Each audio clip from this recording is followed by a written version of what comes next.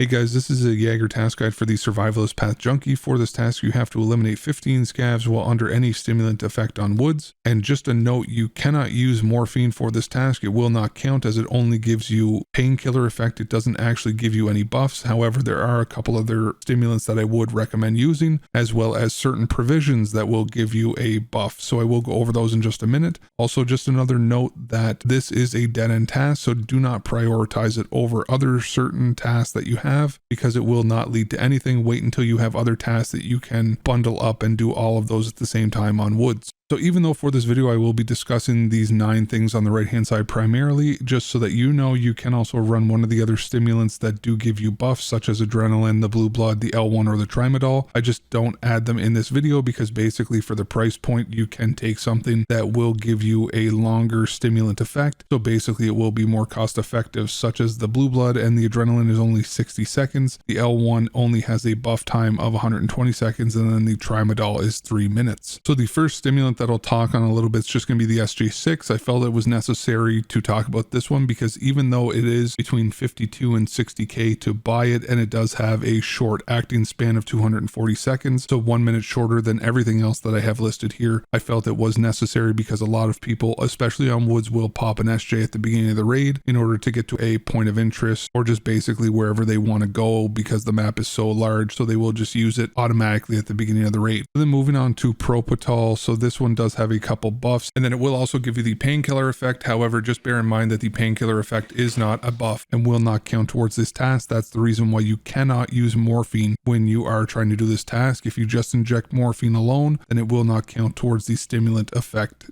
task kills. So this one will last for 300 seconds or 5 minutes, and then it does have a price range usually between 22 and 30k. So now moving on to the Meldonin, so this one lasts for 900 seconds or 15 minutes and usually runs anywhere between 50 and 60k, so getting a little bit pricier. However, you will have a 15-minute window where you will be covered, and then it also gives you endurance, strength, and then also will lessen the damage taken everywhere except for your head by 10%, so it can be kind of a beneficial stim. The only thing is that if you are going to bring in a Meldonin, then usually I would recommend bringing in some extra food or water.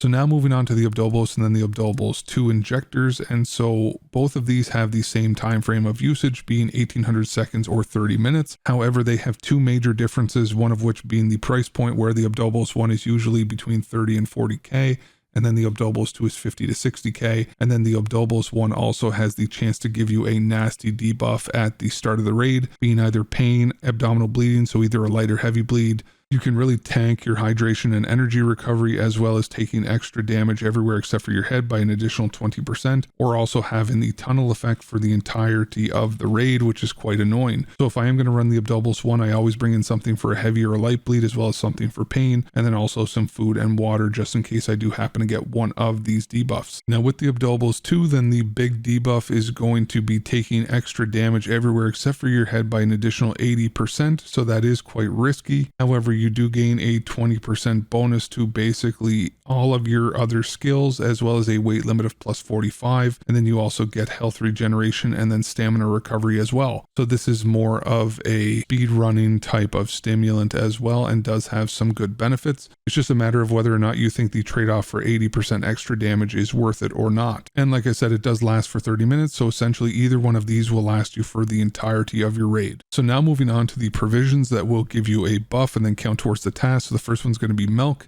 Usually it costs you between 15 and 30k, and then it does give you hydration as well as energy, and it will last for 5 minutes or 300 seconds. So now moving on to the hot rod, it does last between 300 seconds or 5 minutes. It usually costs between 10 and 20k. It does give you energy and hydration, not as much as the milk. However, it does give you better skill enhancements, being endurance, strength, and then mag drills as +1 for the entirety of the 300 seconds.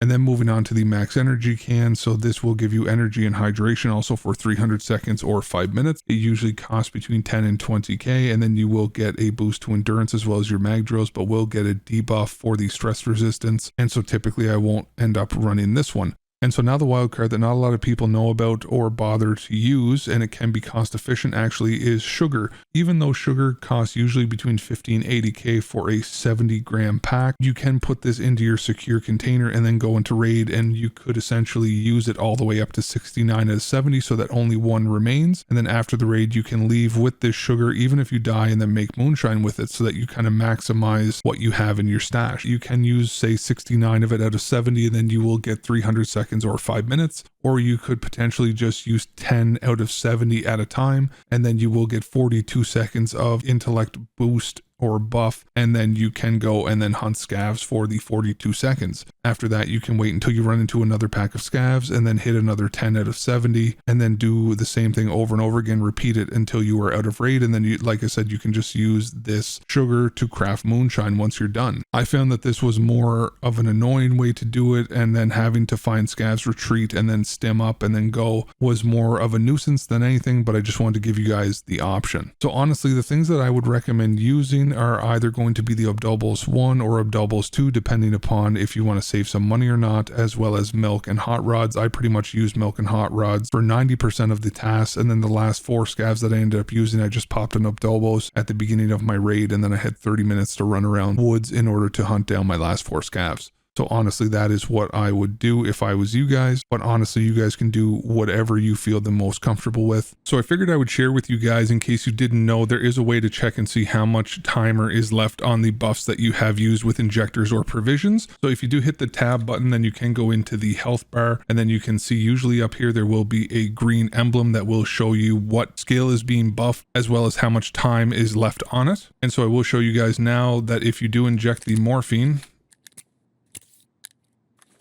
that you will not get the green timer. It will only show the painkiller, and this is the reason why it doesn't work for this task. But if I do hit the Abdobolus 2, then instead now you will see that I do have this green symbol on the right of the painkiller effect, which will then show with a timer next to it how long that I have for the said buff. So if you are approaching a group of scavs on woods, say for example, you know that there's a group of scavs up here, then you can just quickly go and check, okay, I still have 1780 seconds left on my timer, so I'm good to engage in this fight. And then as you use other things such as an SJ6 or a Propitol, then you'll see that the list will then increase, and that way you'll be able to keep track of all the different skills that you have buffed at the same time.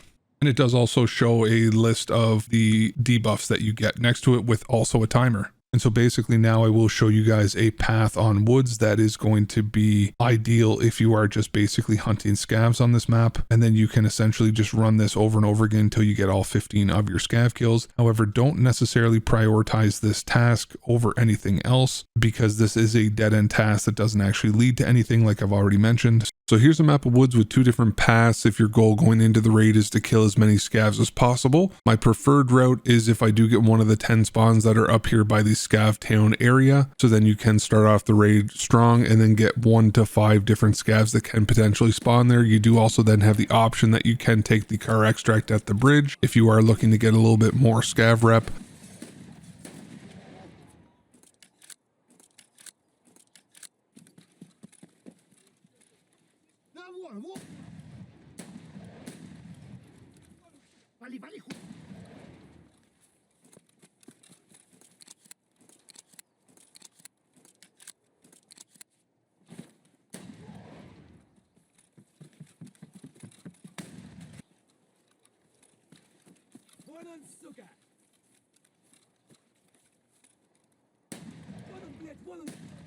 So after you clear Scavtown, if you are going to continue on, then we're going to move over towards the abandoned village, which has the cultist circle. And then there are usually 1 to 3 scavs that spawn up there now. However, I didn't have any that spawned for me, so I don't have any footage of me killing any there. So then after that, then we'll move on to the Connex Overlook, or the scav bunker area. 1 and 6 different scavs that spawn here in between these 2 different areas. And just be cautious, because you can also have the goons that spawn there. Now, if you do happen to kill the goons, they will count towards this task, but they're not very fun to fight on this map.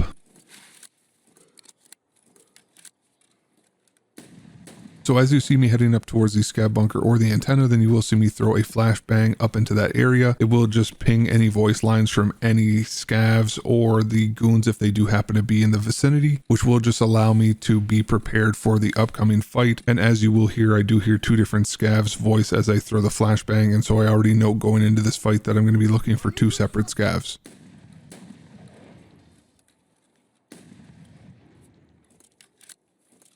After I clear this area, then you can stop at the USEC camps, then you can loot up, or you can continue down if you're just killing scavs and go down to the checkpoint area. There could be 1 to 3 different scavs that are at that point.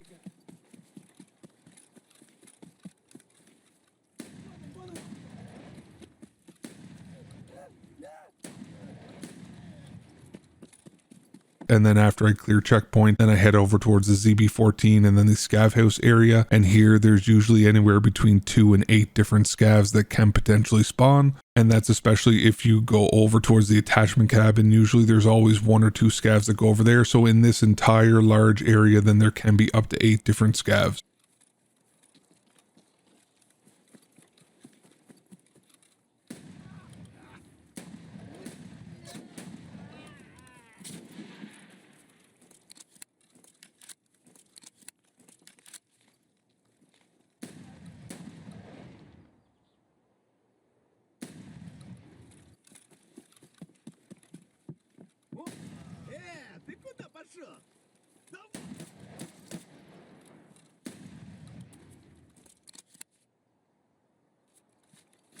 Now the other route that I have is if you do happen to get one of the 6 different spawns that can put you here in between the RUAF roadblock and the UN roadblock, then basically we just go into the med camp where you can get anywhere between 1 and 6 scavs.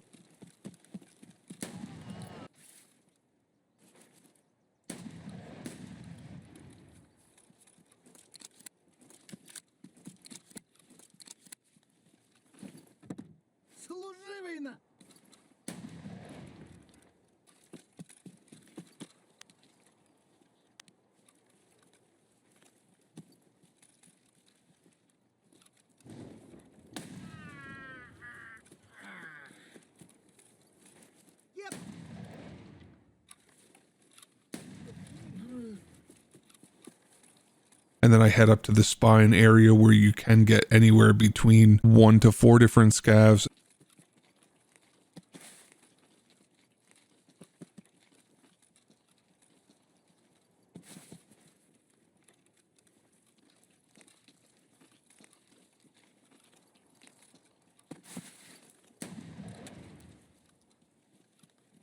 And after I clear the spine area, then I do hug up along the mountain and move my way over towards the sniper rock, and I do avoid the sawmill area. If you are running AP-20 or a different slug, then you could potentially kill the sniper scav if they are up. And then after I get over to sniper rock, then I head over towards checkpoint, then ZB14 scav house, and then I extract at outskirts and then reset if I need to. One of the worst possible scenarios is that you get one of the 8 spawns that's over here by the scav house and then the outskirts area. Any other time that you spawn on the map, then you will have the outskirts extract, and then this is realistically the only time that you're going to have either the RUAF roadblock or the UN roadblock, and it will cut down on the amount of scavs that you're going to come across by probably half. But if you do happen to spawn over here, then just flip the route here and then you can just follow this along, and then hopefully you end up getting a decent turnout in terms of scavs spawning for you that aren't already killed. So hopefully you guys found this guide useful and did help you to complete this task. What you're seeing on the screen right now is just a couple of my different social links in case you guys wanted to connect more easily to either ask me questions regarding Tarkov in general, or to potentially get some extra help on your tasks that you're unable to complete, or even just to get some raids in just for fun. I am primarily streaming on Twitch now multiple nights a week, so if you do want to connect with me, that would probably be the easiest place to do so. And if you do happen to come over to Twitch and if you want to join the Discord, then just type !Cord or Discord in the chat, and then you will get a link invite in that way. Or if you don't use Twitch, then I do have the Discord link